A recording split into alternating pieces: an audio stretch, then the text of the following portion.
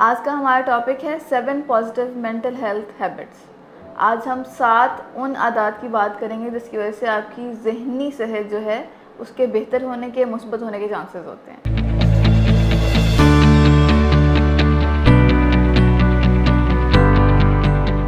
मेरा नाम आयशा शाहिद शेख है और मैं एक क्लिनिकल साइकोलॉजिस्ट हूँ, माहिर नफ्सियात। मैं हमीदी हॉस्पिटल में प्रैक्टिस करती हूँ। आज का हमारा टॉपिक है 7 पॉजिटिव मेंटल हेल्थ हैबिट्स। आज हम 7 उन आदत की बात करेंगे जिसकी वजह से आपकी ज़हनी सेहत जो है उसके बेहतर होने के, मुस्बत होने के चांसेस होते हैं। सबसे पहले जो चीज़ आपने याद रखनी है वो ये है कि आपने अपना नाश्ता या ब्रेकफास्ट कभी भी स्किप नहीं करना, उसको छोड़ना नहीं है। नाश्ता आपके दिन की शुरुआत जो है बहुत अच्छी करता है। अगर आप प्रॉपर खाना खाते हैं, मील लेते हैं, तो उससे आपके जहन को, आपके जिस्म को एनर्जी मिलती है जिससे आपका बाकी दिन चलने के चांसेस होते हैं।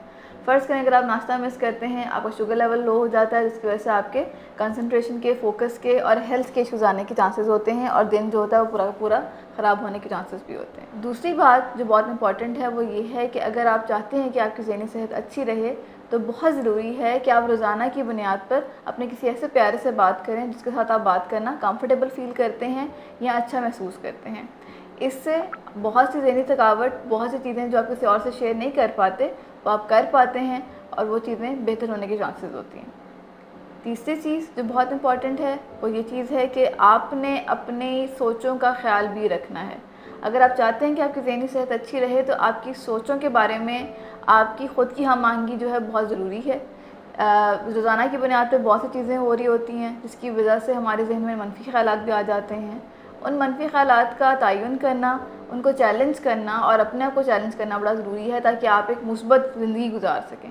तो अगर आपको लगे कि आप बहुत मनफी सोच रहे हैं, आपको बहुत गुस्सा आ रहा है, एकदम से आपको मूड स्विंग्स बहुत ज़्यादा आ रहे हैं, तो ज़रा रुक कर टाइम लेकर देखें कि ऐसा क्या है जो कि आपको तंग कर रहा है और आपकी सोच को इतना ख़राब कर रहा है और उस पर काम करने की कोशिश करें। फोर्थ चीज़ जिस पर तमाम साइकोलॉजिस्ट दुनिया के मुत्तफ़िक हैं वो ये है कि बड़ा इम्पॉर्टेंट है, बड़ा ज़रूरी है कि आप पूरे दिन में 1 घंटा अपने लिए निकालें। उस 1 घंटे के दौरान आपने अपनी पसंद का कोई भी ऐसा काम करना है जो कि आपको सुकून देता है, जो आपको दिलासा देता है, जो कि आपका मूड अच्छा करता है। तो ज़रूरी है कि सारे अपने काम साइड पे करके कोशिश करें कि अपने लिए 1 घंटा निकालें जिसमें आप अपनी पसंद का कोई काम कर सकें और रिलैक्स कर सकें। इसके बाद आ जाती है एक्सरसाइज। हिलना जुलना, एक्सरसाइज करना और मूव करते रहना बहुत इंपॉर्टेंट है। अगर आप प्रॉपर एक्सरसाइज करेंगे, फ़िज़िकल एक्सरसाइज करेंगे तो उसकी वजह से हमारे दिमाग में रिलैक्सेशन वाले केमिकल्स जो होते हैं उनका खराज होता है जिससे ओवरऑल बॉडी रिलैक्स होती है और मूड अच्छा होता है। इसलिए रोज़ाना की बुनियाद पे थोड़ी सी एक्सरसाइज करना, हल्की फुल्की जॉगिंग या ब्रिस्क वॉक, तेज़ वॉक करना बड़ा ज़रूरी है। अगर आप रोज़ाना के 4000 स्टेप्स करने की आदत भी अपना लें तो ये भी बहुत अच्छा रहता है और ओवरऑल हेल्थ के लिए भी बहुत अच्छा होता है। इसके बाद आ जाता है जी 6 पॉइंट। 6 पॉइंट में क्या आता है कि बड़ा ज़रूरी है कि आपकी अपनी जो स्लीप की रूटीन है, सोने की आदत है, वो अच्छी हो। बहुत से लोग फ़ोन लेकर बिस्तर पे बैठ जाते हैं हालांकि उनको नींद नहीं आई होती, तो इवेंचुअली ये होता है कि नींद भी नहीं आती और बिस्तर पे लेटे लेटे भी बहुत टाइम हो जाता है। कोशिश करें कि बिस्तर पे तभी जाएं जब आपको नींद आई हो, इसके अलावा बिस्तर पे ना जाएं।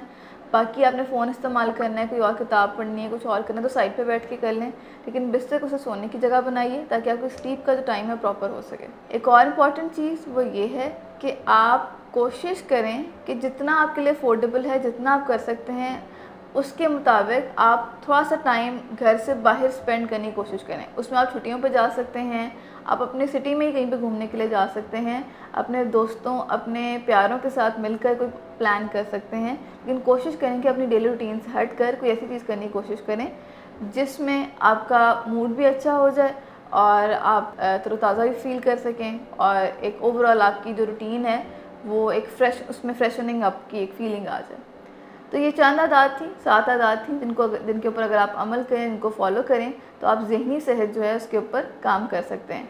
इसमें सबसे इम्पॉर्टेंट पॉइंट ये है कि आपको अपनी सोच समझ के बारे में या सोचों के बारे में आगाही होनी चाहिए। अगर वो होगी तो आप उस पर काम कर सकेंगे, उसको चैलेंज कर सकेंगे और एक बेहतर तरीके से, बेहतर मूड के साथ अपनी ज़िंदगी और अपना दिन जो है गुजार सकेंगे और अपने प्यारों के साथ टाइम गुजार सकेंगे। अगर इस टॉपिक के मुतालिक आपको कोई सवाल है तो आप कमेंट्स में वो पूछ सकते हैं। अगर आप मेरे साथ कोई अपॉइंटमेंट बुक कराना चाह रहे हैं तो आप मरहम के ज़रिए मुझसे रब्ता कर सकते हैं। शुक्रिया।